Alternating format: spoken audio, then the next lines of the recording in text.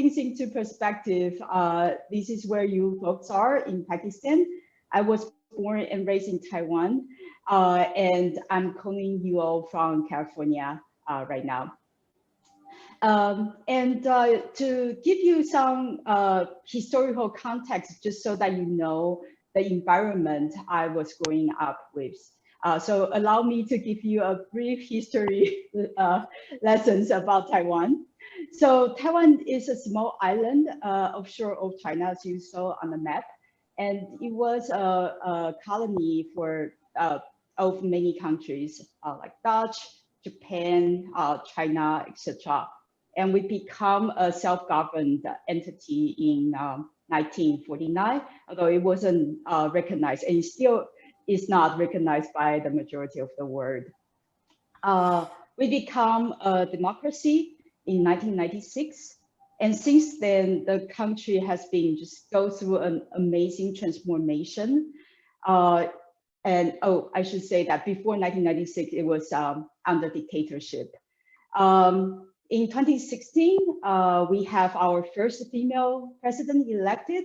And what's so special about this president is she was not from any political family or so. She was just a pure, simple college professor in some sense before she becomes a politician. And in 2020, we re-elect the professor again to be our president. And I didn't say female president there because I think we should normalize president can be male or female, and we don't need to specify a female president anymore. And in the same election, we also sent a lot more women into our Congress. And so right now, about 42% of our Congress are women. So that's a very quick timeline of Taiwan. I was born under the dictatorship, but I was very fortunate to grow up in a society that's just progressed so much from a male-dominated society into today, female being a leader becomes a norm.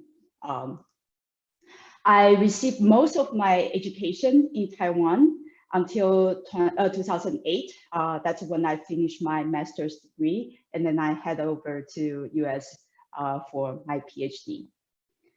And my path crossed with Netflix the moment when I arrived in Stanford. So for those who don't know Netflix, Netflix was started in 1997 as a DVD by mail company.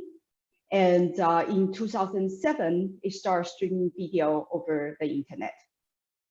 So I arrived in the US in 2008. Before that, I was in Taiwan and I have no idea about what is Netflix, what it is about, etc. But I love video and I love watching movies. In fact, my whole family loves movies. And for example, my sister nowadays is a director. So that's the love for movie runs in the family, I guess. So I still remember when I arrived in my dorm at Stanford, I received this red envelope advertisement about Netflix. And I was really intrigued by this service because back in the days, it was really hard to find any documentaries and like small indie movie kind of thing, but it was super easy on Netflix. And that intrigues me because that shows me that internet can be a platform for you to search very inspiring content and learn so much about the world. At the time, my PhD study, the focus was computer networks. So I decided to combine these two interests into one and focus my study on how to make the internet can better support applications like Netflix. And so that has been my PhD study. And in 2012, I made a breakthrough observation that, hey, I found that the transport protocol on the internet, that is TCP, can have a very interesting interaction with how things work on the streaming side, on the application side of the internet. And so that becomes my thesis. In 2012, with some help with my advisor, I went to Netflix to do a pitch about my idea. And I'm always very thankful for how open-minded they are. And they invited me over to do an internship at Netflix in 2013. So I was very lucky to try out my idea and eventually did my thesis at Netflix. I graduated from Stanford 2014 and then directly transitioned to a full-time position at Netflix. I joined the team, and I will talk about what I do later on, but I stay on the same team since then, and in 2019, last year, I became the manager of the team. So, and just briefly, what exactly I do at Netflix. We just mentioned that Netflix does streaming video over the internet. And one thing notorious about the internet is it doesn't guarantee any user of any available bandwidth. It's a shared medium and everyone kind of just share that available bandwidth together. On top of that, many people access the internet through wireless signal. And so there can be a lot of fluctuation. And so there are many factors behind why the available bandwidth can be fluctuating. For example, you can be on the go, and as a result, the signal strength just keep changing. It can also be because someone is using the microwave to prepare for popcorns for the video, for the movie. And if you know about the Wi-Fi signal frequency span, some of it is overlapping with the microwave range. And so using microwave can actually interfere with your Wi-Fi usage as well. So these are just a couple of examples on how things and why things might change. And my team's job is really just to design an algorithm to measure the available bandwidth and then adapt.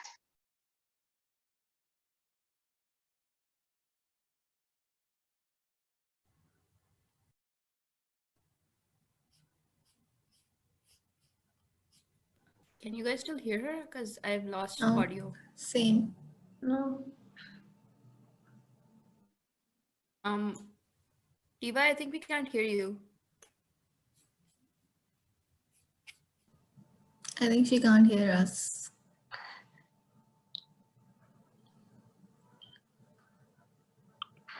I can't hear you. I think he can't even see us because she's looking at the slides. Yeah. Ma'am, would you drop her a call, please? I think she's so much into the talk that she probably wouldn't notice the call, but I'm calling her right now. Let's see. So sorry, Tiva, we cannot hear you. Hello? Yes, sorry, we lost voice.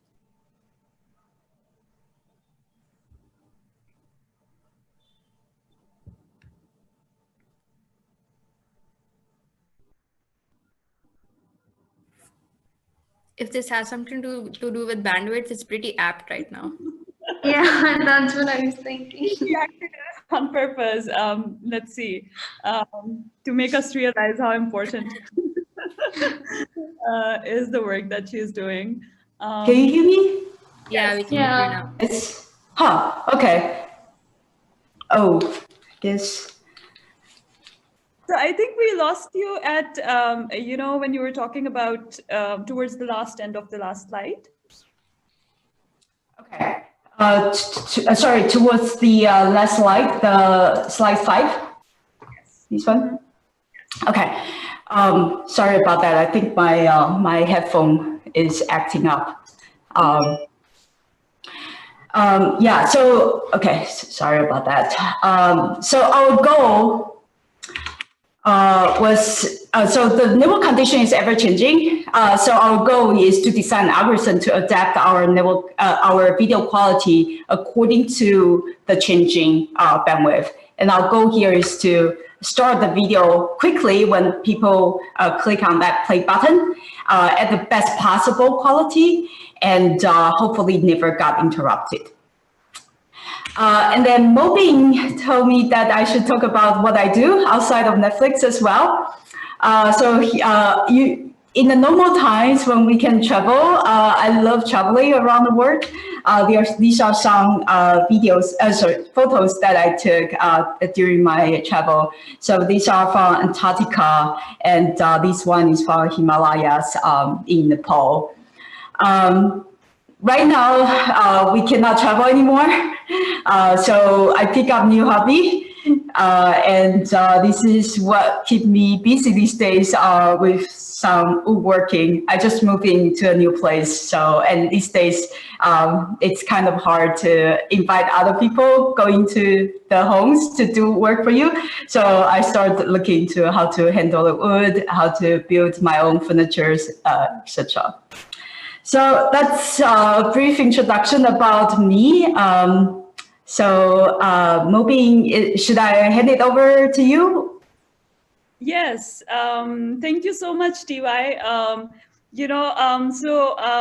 I basically decided to give you a throwback to the times when we went backpacking. So here's just a picture of us, back in, I think, 2014 or 2015.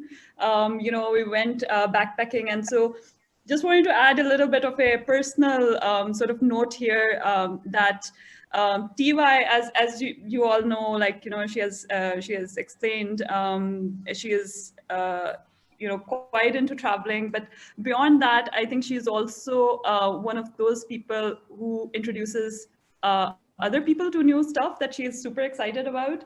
And so she's a friend back from grad school, and it's always lovely to meet her, because whenever you meet her, there's just so much that she has to talk about, like, in terms of the adventures that she is doing all around the world. And so I always love meeting her. So maybe TY can start with a little bit of a background on how we know each other, and then I would love to ask you a bunch of questions on how you got to Stanford, how, beyond that, and then, the students have a bunch of questions on your journey. So I met TY back in 2014, and I love to narrate this, episode, because there was this women's meetup for Berkeley and Stanford PhD students, and so Berkeley goes to Stanford, and they're hosting us, and TY was the host. So it was quite early in the morning, and I'd gotten used to America, that, oh, like, you do everything yourself here, like if you need to go to get coffee, you go yourself, and like, everything is on your own. And I meet TY there, and I ask her for coffee because it was quite early in the morning, and TY went all the way down to the hall, and she brought me coffee. So that was quite, it was quite, I think, different, in terms of the sort of experience that I had at Stanford there during the meetup. So, and then, as I said, we went on backpacking trips together. TY is my mentor also, in that sense that she introduced me to backpacking, and just her, her love for adventure that sort of got me also into backpacking and other things that we did together. We have run marathon relays together also, but I think TY has a bunch of on her list. She has completed so many marathons, she's climbed so many mountains. It's super inspiring.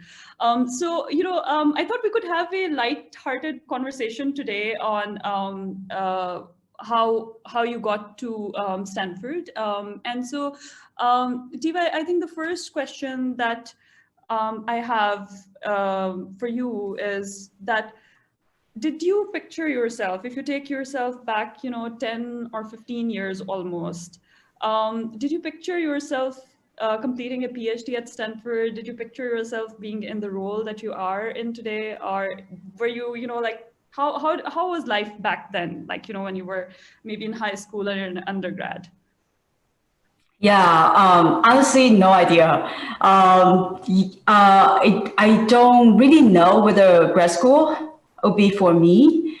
So I still remember that when I was graduating from my undergrad, I was deciding whether I should go do my master's or just take up a job. So at the time, I was interviewing at McKinsey.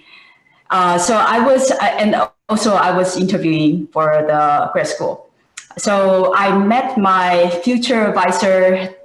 So I went to National Taiwan University for my for my master's, and my advisor to be there was Co-Poly, East Co-Poly. And so I posed a question to Polly. I was telling her that, hey, Polly, teach me here because I don't know how to decide.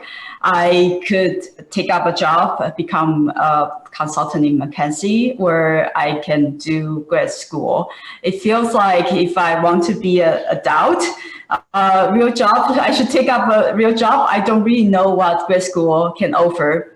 What I know though is I know I'm a curious person, and I feel like there are a lot to learn, and I'm eager to learn. But both things to be an option for me to learn more about the world.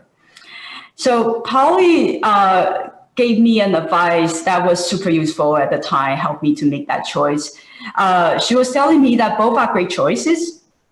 The main difference, though, is if I go to the McKinsey route, it's more of breadth.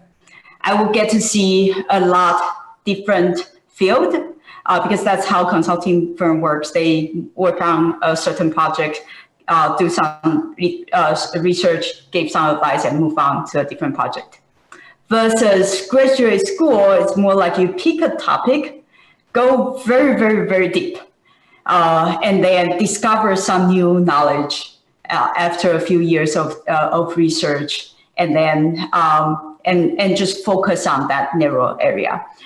So whether you want to go breadth or depth, either has its own strength. But her advice was it's relatively more difficult to go deep because that require determination, and they also require some methodology that you will have to learn in grad school. It's relatively easier to go for breadth and be shallow, relatively shallower compared to graduate study. And being a person loves being challenged. I heard something is more difficult and require more study and learn some methodology to achieve so. I was intrigued, and that's why I chose to go down the graduate school route. And also, it was during my master's. Polly is the one who really inspired me to go to the US. Otherwise, I don't know if by myself I can ever make that decision. That's great. Thanks, T.Y. So, you know, how would you compare, you know, if let's say you would not have gone to US, right? And if you would not have met Polly, for example, and she had not given you that advice, how would you compare the life you would, you know, the alternate life you would have had if you did not do a PhD, did not end up at Netflix, versus the life that you have now? Yeah, I guess I would never know how my life would evolve if I stay in Taiwan. And given how much Taiwan has changed over the last 10 years, I would imagine I would have an interesting and comfortable life as well. But I guess one thing US that is different is it gave me a global platform. For example, if I do the same thing, being an internet researcher in Taiwan, I probably will have the visibility of how the internet works in Taiwan, and perhaps with neighboring countries, like how the internet works between Taiwan and Japan, how the internet works between Taiwan and Hong Kong, etc. But I probably won't have the opportunity to see how it works globally. And working in the US and, well, particularly in Netflix, which they do give me that platform to have the visibility and the opportunity to do research over the global internet. I think that's the main difference. Mm-hmm. Yeah. That's a great point. The other thing that I was wondering about is if you can talk a little bit about how did the classes look like, during your undergraduate, right? Were there a lot of women? Did you have a lot of female professors? And how did that shape sort of like, your undergraduate classes? How did they shape your, maybe ambition of going to Stanford and then continuing on in US? Right. Yeah. So yeah, there was very few female professors, maybe two. For female students, maybe about 10 to 15 people, and my class is about 100 people for computer science. So the ratio is definitely skewed.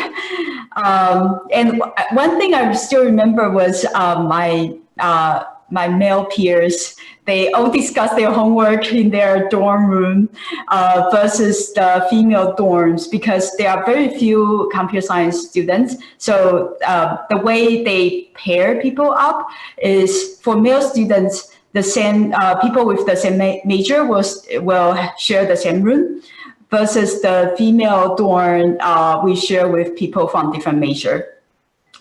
And that triggers some differences in the sense of my classmates can discuss their homework in the room, while versus we will have to make special arrangement for us to have a discussion outside of the dorm.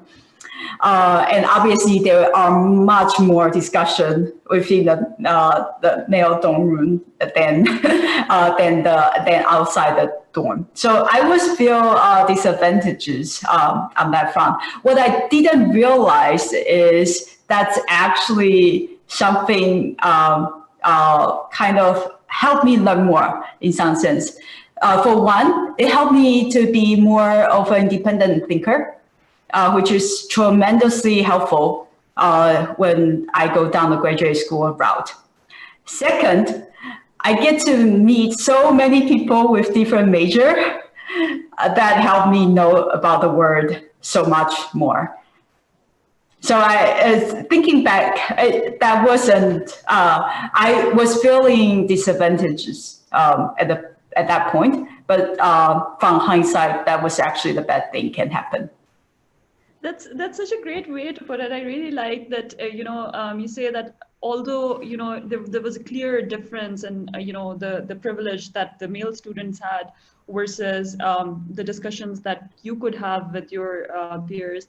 But in hindsight, that is something that helped you become, more independent, and that helped you become, find more opportunities and also discuss with the different majors. I really like that positive, way of looking at it.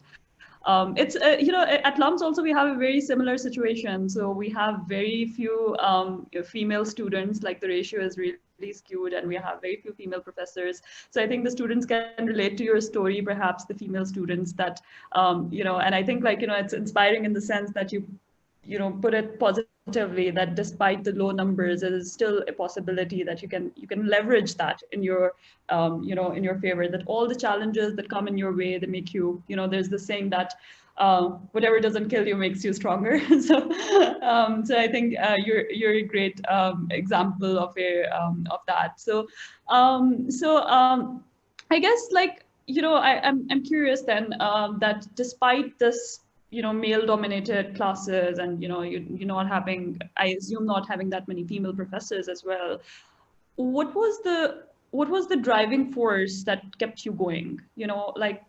You could have said that, well, no one else is doing this, why should I continue? So what was that key thing that kept you going? That's an interesting question because I never think about that way. From my perspective, I would, as I mentioned, I'm generally a curious person. So from my perspective, I just want to learn more.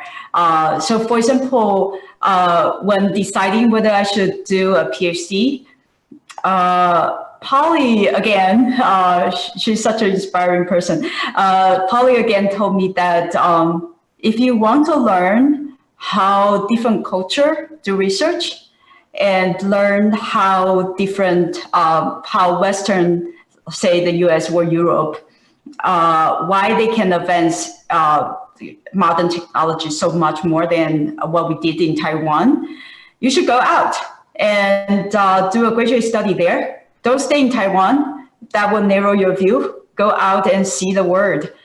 See how not just to pick up their knowledge, but also to pick up the way they think about the problem, the way they approach the problem. And that will benefit your life so much more and enrich your life so much more. So it's really the sense of curiosity I want to learn, either on my own focus of research or just the culture of how things are being done. Yeah. So that's such a great way to put it, right? Because I think we've talked in the past, and I know that I am sort of like a rebel, right? Like, growing up in Pakistan, you always have this, no, I can also do this, right? If someone else can do it, I can also do it. Why do the men have the privilege, right? But it's so refreshing to hear a different perspective, which is that, you are mainly driven by curiosity, and, you want to learn, and you want to learn about different cultures. So you don't have that side of you, which is like, oh no, I want to do it just because others can do it. It's very sort of grounded approach, and that's just so refreshing to hear. So I think I have a bunch of questions, and like we always talk, so I would love to hand it over to the students so that they can ask all the questions that they have, and we can continue our conversations later on. Yeah, sounds good. Okay, so I have some questions. I have a long list of questions, TY. I'm completely fangirling here. I'm trying to keep it in. One of my questions is that you said that you went for a PhD because you wanted to get a global perspective on things. So about that, we most of us haven't really interacted with a lot of international students yet. So my question to you is that I want to know a little more about you growing up as a little girl in Taiwan. Like, what's the culture like there? What got you into CS? Basically, your journey in Taiwan. Yeah, so the culture in Taiwan, the biggest difference, I guess, is it's pretty hierarchical. I was my mom yesterday when we chat just recalled what a troubled student I was, and how often she has to come into school to talk to my teachers, because I love challenging my teachers, especially about facts, science, etc. Whenever the teacher says something wrong, I will correct them, and that create a lot of headache for my mom. But I was very fortunate to have super supportive parents. So as I mentioned, that Taiwan went through a lot of transformation. I'm actually first generation college grad in the family. My sisters and I and my cousins are all first generation of college grads. My grandparents, for example, they don't know how to read and write. They are illiterate. My parents did their part to make progress. They graduated from high schools and etc. But my parents are always very inspiring to have their kids to get as much education as we want, and they are very supportive in that regard. And my mom kind of see the rebellion side of me, but she was very supportive in the sense that she see where I'm coming from, just from curiosity part of me. And so I was very lucky in that sense. So even though I was growing up in a very hierarchical and authoritative culture, but because of my parents, they kind of cultivating that nurturing environment to fulfill my curiosity. Okay. That was a great story. Ma'am mentioned that she's a rebel, but you have a more refreshing take on things. About that, I am assuming even in Netflix, there's going to be a gender bias of sorts, because that's just the stats how those things are. So what's it like to be the only women in the room? I'm assuming that you obviously came across times like these. And how do you make yourself heard? Because this is something we as women in CS struggle with a lot. Yeah, so Netflix, I would say, is a very supportive environment, actually. So I think when I joined, it was still relatively small. And so even though I might be some of the first, like I was the first intern, I was the first female developers on the team, etc. But that's not really says anything about me, but just says how small the company was and how open-minded the company was. So given that's the context, I actually don't feel much of a barrier at Netflix per se. If anything, I would say the culture and language is more of a barrier. The culture differences between the Eastern culture and Western culture was huge. As I said, that I was a troubling student for my teachers. They always say I'm the noisiest person in the room. But when I got to Stanford, my advisor told me I was the quietest student in the room. So that just shows, even though I thought I was rebellious, that's nothing compared to the norm of how students would challenge the professors, the interaction between students and professors, or a Netflix setting, the team discussion, the level of discussion that had in the room. It's just much, much more, even with some extreme scale that we used in Taiwan at least. So I think it's less about, for me at least, it's less about gender, but more about culture. And also the English being my second language, I need some time to process and express my thoughts. It's always harder than my first language. But in an environment that there is heated debate, quick exchange of ideas, that will make things so much harder to do the debate, to participate in the brainstorming, etc. So those are the barriers that I'm facing the most. Okay. I can very much relate to that, TY, actually, because, I have a very similar story, for other students also. I think, I would just jump in to echo what TY said. You get to grad school in US and there, it's like TY said, it's a completely different ballgame of how people argue, right? Here, you're to be, polite as a woman, especially you're taught to be polite and, be respectful and everything. And there it's just completely argue. And so that's something that I think over time, perhaps you adapt. But I think, so for TY, I think for you, you are there at Netflix. For me, I am back in Pakistan. So, it's quite an interesting journey of adapting to the culture both ways, right? Going to the US. So back to you. I heard reverse culture shock is a thing as well. So.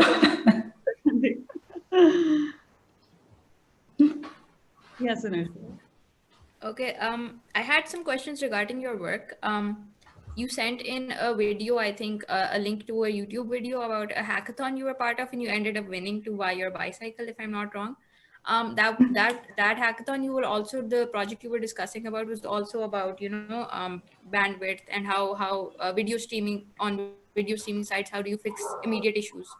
So I just wanted to ask when on the timeline is this hackathon situated in? It's 2012. It was around the time I was proposing an idea to Netflix, but it was before I joined Netflix.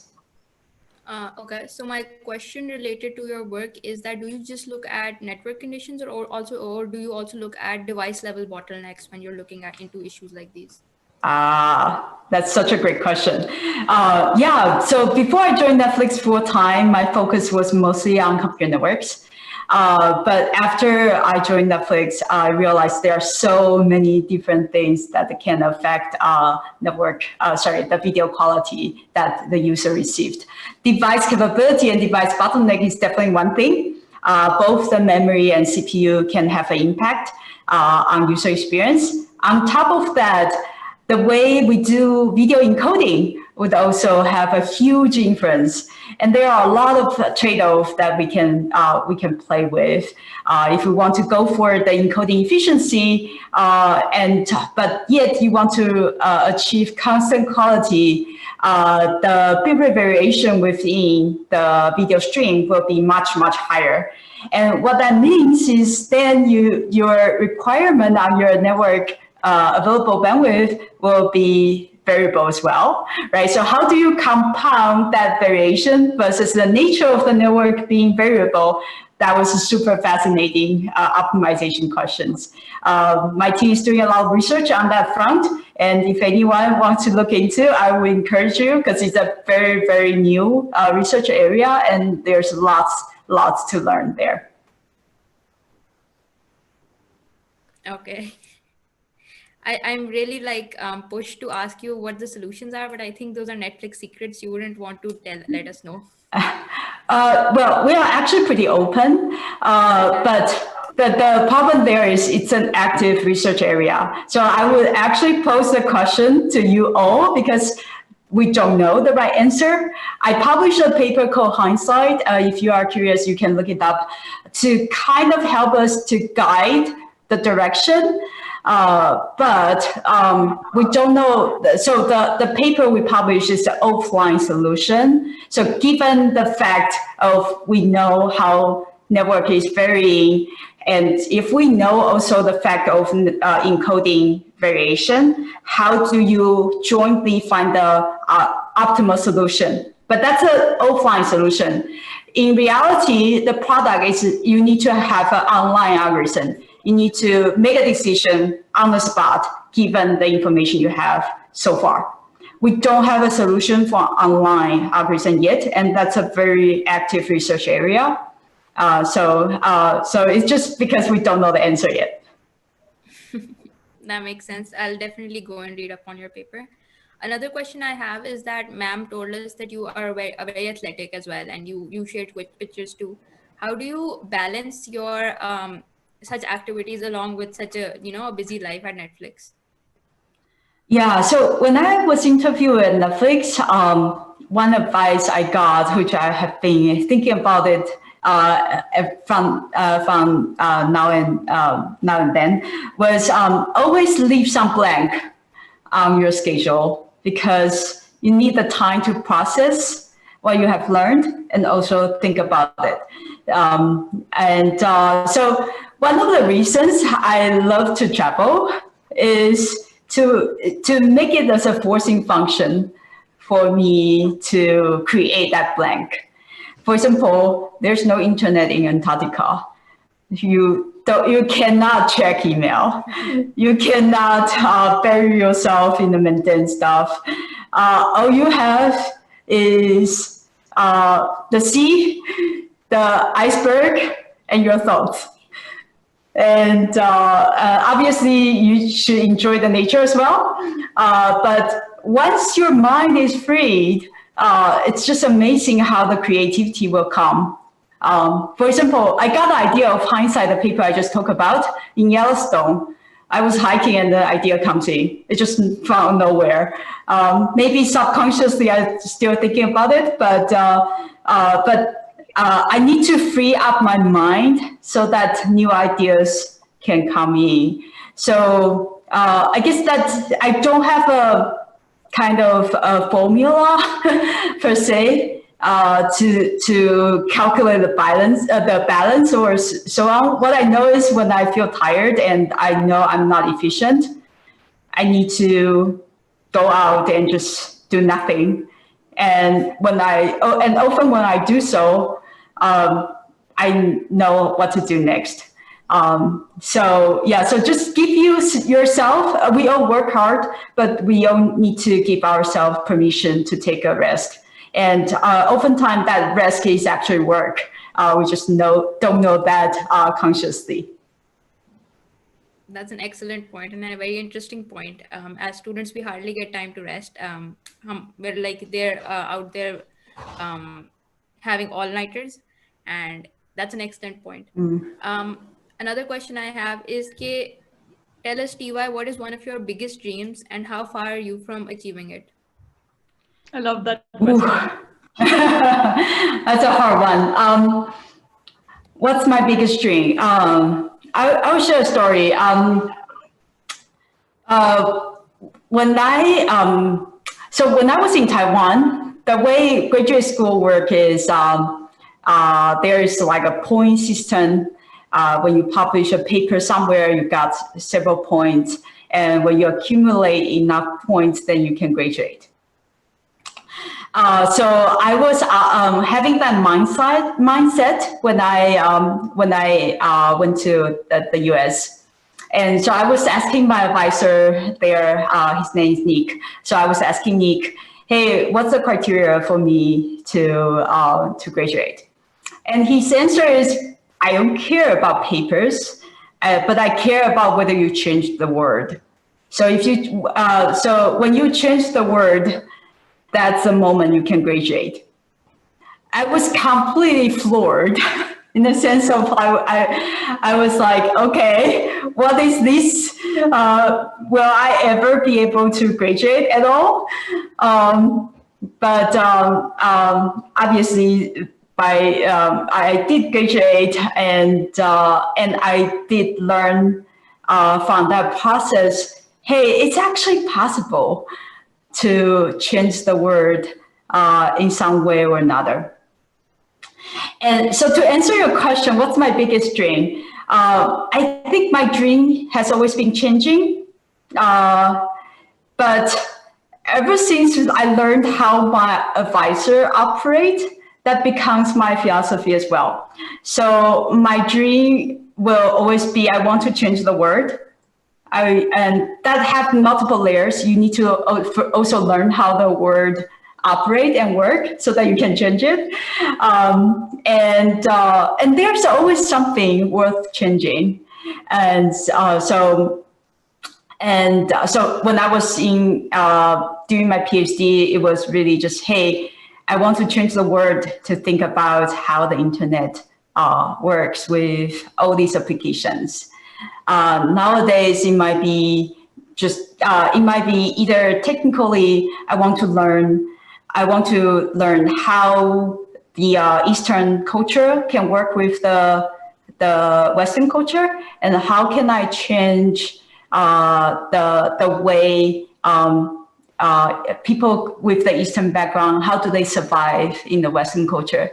And I want to make that easier. And that can be a small thing, but I'm also changing how the word function in that sense. So yeah, so I don't have a fixed dream per se, but I have a guiding principle that I want to change the word, small or big, it doesn't matter. As long as I'm doing something to make the work better, that's good enough. That's an amazing dream. We have one question for you in the question answer box. Somebody is asking, hello, so this is a question for TY. So there are some times when someone might feel in their journey that their goal is almost impossible to achieve. Can you please shed some light on how you deal with failure or at least disappointment from a project, etc.? What do you suggest? How should one go on with maintaining their productivity and keeping on progressing in such a scenario? Thank you. My solution, so I guess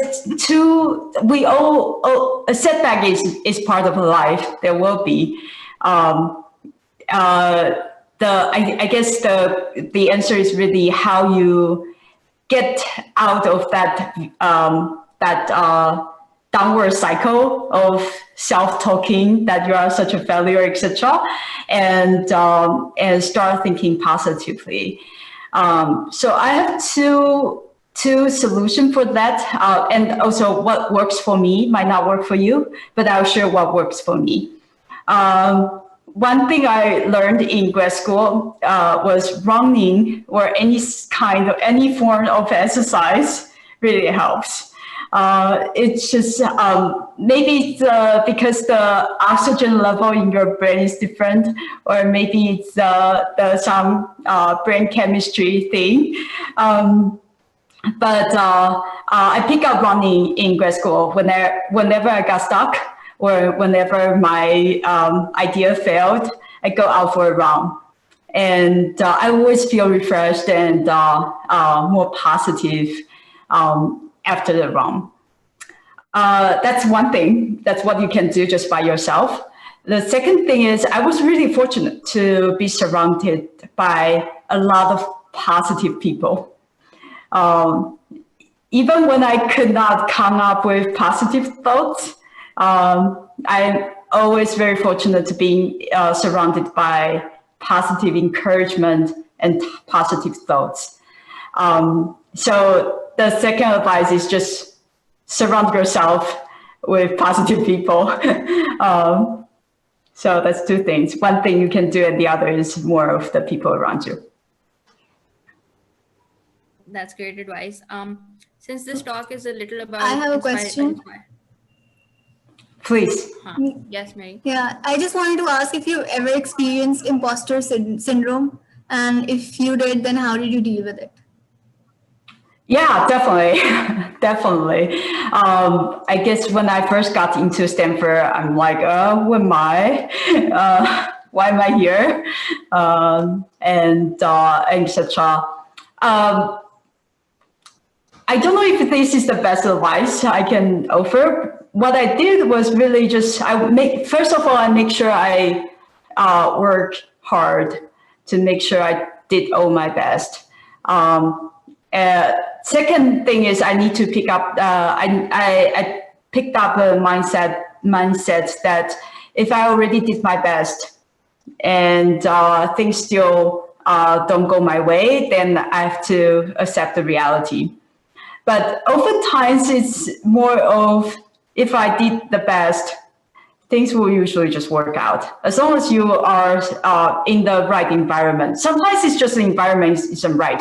If you are in an environment that are not very supportive of or open-minded of people coming from different culture, not open-minded about different ideas, it's also not your fault.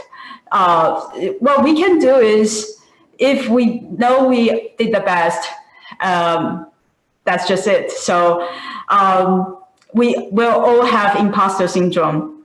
And in some way, that's also a good thing, because that keeps you on your toe and on the edge. And sometimes we can only grow when there is stress. We don't want to be overly stressed, but some level of stress can be a good thing too. Does anybody have any other questions? Because I have like 20 more. Okay, so one of my questions, which I think I'll keep this to be the last question because we're almost out of time.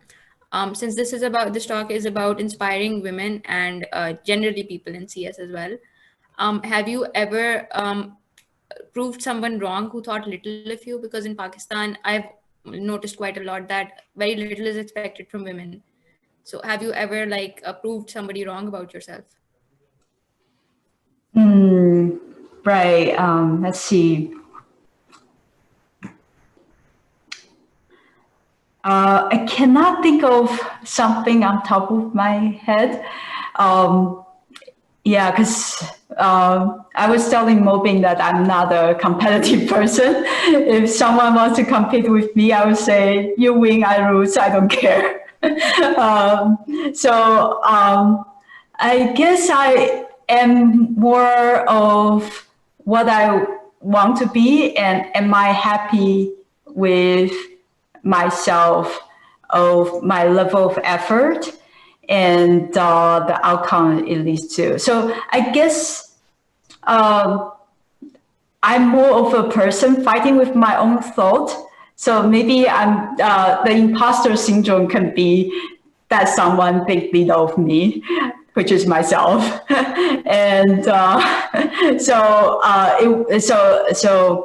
kind of similar to what I did, as I mentioned in the previous question, that I just want to make sure I did all I can. I gave my best of myself, and then see how it goes.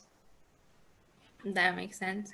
As an ending note, Tiva, is there something you'd like to tell us, advice to people who are really confused during a Corona time? And the audience is basically mostly CS undergrad seniors and will be applying to grad school soon. So based on that, do you have any advice for us? Yeah, this is a super challenging time. A student or not, everyone is dealing with all the different life challenges on top of what's what's originally there in life already. So hang in there, especially being an international student. When you come into US for study, it will be a very different environment. There might not be an in-person class. There might not be the same level of interpersonal communication. And so that all makes adapting into a new culture or new environment a bit harder. But it can be an opportunity as well. For example, my sister, one of my sister is a new coming student, and she had to take online class instead of in-person class. One thing she noticed though is that it's so much easier to speak up video conferencing than in the room, because everyone take turns to speak up. So there's always silver linings that we can find in these scenarios. What I'm trying to say is just take the most out of the situation. There can be pros, there can be cons. It's just the reality we all have to face and handle. But best of luck. Thank you, Tiva. Talking to you has been a really positive experience. It's like lifted a lot of weight from our minds to look at life through a very positive perspective. Before we end, we usually take a picture with all of our panelists. Would you be okay with that? Of course. Okay, Marine, ready? Marine's our cameraman. Yeah. Okay, 1, 2, 3. Okay, I think we're done. Are you Awesome. done? All right, Okay. thank you so much, T.Y. It was really helpful, and like Anusha said, it has lifted our spirits to hear from such a positive person. There were more things that I wanted to say about, like what I have learned from you, through our interactions. So I'll just end maybe by talking a little bit about some of the things about TY, because she's such a humble person. So, like we didn't get to a lot of the stuff, but, one of the things that, so when I got into running, I was telling TY, I go for these short runs, and, TY, she's this person, she would complete books, like, she would listen to books, and she would, just on some of her runs, she would have, so there's this book called Audible, the app called Audible, and she finishes all books during her runs. So that's quite inspirational. She's very well read, and it's always a pleasure to talk to her, because always uplifting and always so much wisdom that she has to share. So I think with that note, we all would like to thank you so much, TY, for your time. Very grateful for waking up super early and for being just ever ready. Like I just told her that, there's this, a couple of students have formed this society, and they're looking to encourage more women in computing. And TY was so ready to, help out. And, I think that's, I feel like that's one of the great values to keep. What we learn from TY also is that always be ready to help, and always be ever ready to share your experiences, and so thank you so much, TY. Thank you for having me, and that was very kind to say so. All right, Thank you. Thank you. Bye. Thank you. Oh, all right, bye. Bye.